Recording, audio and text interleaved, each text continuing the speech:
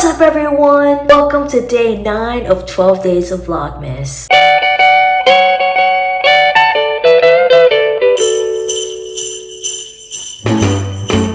I hope you're having a good day, and if you're not having a good day, I hope your day turns out better later. It is Saturday. It is literally less than 24 hours until I fly back to San Diego. I'm not exactly sure what's gonna happen today, but let's get the day rolling, shall we? Alright, we made it to one of the arguably best pho spots in the DMV area, 75, specifically in Virginia. Look at how good this pho is, just even the broth itself. This is why this is one of the best in the DMV. Alright, now I made it to Old Town Alexandria. It's a cute little town with a cute little waterfront that I'll show you guys. This is the vibe of Old Town Alexandria. So we're more on like the actual quote unquote, like, I wouldn't say like downtown, but like the actual like town-ish part of it. And then back over here is like where there's a bunch of more like row houses and stuff. But you can see here too, like there's a bunch of kind of like row, do they call them row houses here? I don't know exactly what like the structuring of these buildings are called, but yeah.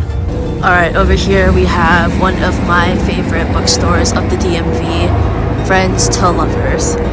It's very cute, kind of small, but very cute little bookstore. Friends to Lovers.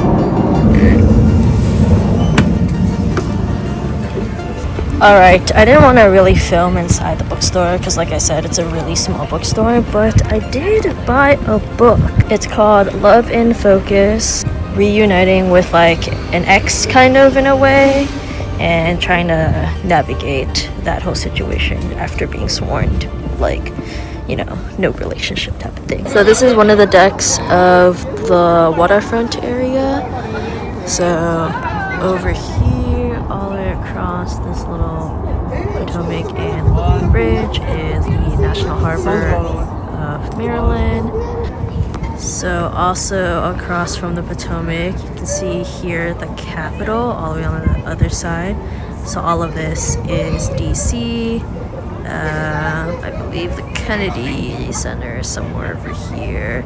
Right over here is where all the stadium is. Those are the infamous bridges by the soccer stadium and Nationals Park, which is the baseball stadium. So yeah, it's really cool. Like, so I'm on the Virginia side. You can see across the Potomac, DC over here, and then like I showed you on this other side is the Maryland side. So over here is some of the other parts of the dock portion of waterfront. But as you can see here, yeah, this is kind of like a little bit of waterfront. So over here they have a little like kind of, I guess, park-ish like area. You see all of like the Potomac. But then when you go over here, this is their cute little quote-unquote downtown section of Old Town Alexandria, which as you can see here just has a lot of cute little like mom and pop shops and just some cool decorations. So probably when it's at night with all the lights, it looks pretty. But yeah, so you can see one of their Christmas trees over here with all the Christmas lights. And then also here on the streets, they have lights on all of the winter trees. Over here on this little other side of the town center, there's another tree. And like I said, Old Town Alexandria has really that, I want to say rustic, but maybe that's not the right word. It's very cute and not quite Hallmarky, but somewhat Hallmark movie-esque. So like I said earlier, these are kind of more of the houses that I was describing, where, you know, it's kind of like a row home, but I don't exactly know what to call these, but they're cute little homes. Like this one, I think, is 2 homes connected together through a wall. This one has nice decoration in front of it. I like the decor that they put in front of this. And then also like this house. But yeah, also right over there, right across the river, is literally the casino. Yes, Maryland does have a casino right there. Here is the close-up of the tree I was talking about earlier. I did make a full circle around, so here it is. Okay, so now that it's sunset time, we have started turning on some of the lights. Not all of them, but you can kind of see a little bit more lights on some of the light poles, some of the trees. Okay, so these houses are more like the row houses, at least the row houses that I see in DC. So these are kind of more of row houses that I imagine. But look, they decorated it so cute. I love the effort that they put into it. Alright, we made it to Gravely Point, which is also another great place to see kind of like two-ish places at once for sure. So here at Gravely Point, you can see the Washington Monument from a distance, and then you can also see the Capitol again from a distance. So very cool, very cool. And then you can also see, ooh, look at that sky. What a beautiful sight. But anyways, you can see Virginia on this side with all of the tall buildings. As you can see the Boeing building. Just take a moment and look at this. And then the best part is that you can literally see the runway of DCA, which is the Ronald Reagan National Airport here. And as you can see, all of the planes, and then their runway. And then off in the distance, like way yonder, I think somewhere over there, that's like Maryland. What's cool about this place is that you can literally see the planes as they land. So I think this one's supposed to land over here. But essentially, they'll start taking a curve, depending on that like directions of certain winds and stuff. But normally what they do is they'll turn kind of like around this point, and then they'll cave in over here, and then they'll kind of fly over here, like over this point, in which then they make this landing over here. So yeah, they kind of like go from there, they do a quick turn, well not a quick turn, but they do like a turn, and then they end up basically curving again over here so that they straighten out in this part, and then they land here. But yeah, this place is probably one of my very few favorite places to watch planes taking off and landing. Another one of mine is Bunkers Hill in San Diego.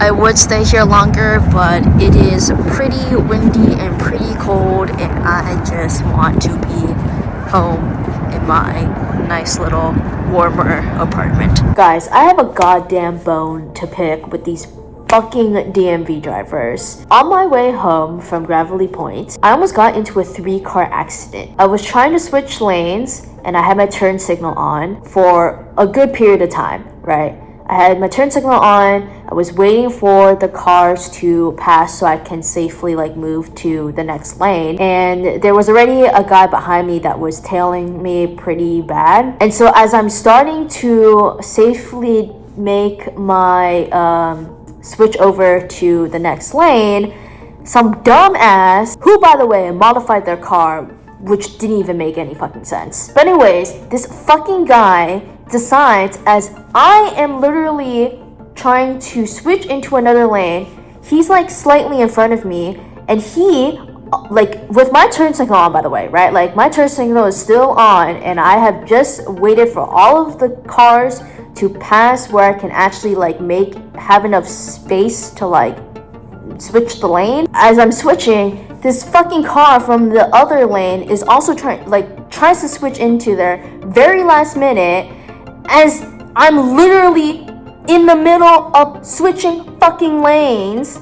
And mind you, there was another car in front of us that like wasn't like super far ahead of us, but like a little bit. Like, okay, let me demonstrate with water bottles, all right? There's a car over here, right? I'm over here, and then there's a car like tailing me right behind me, right? And then there's this car, all right?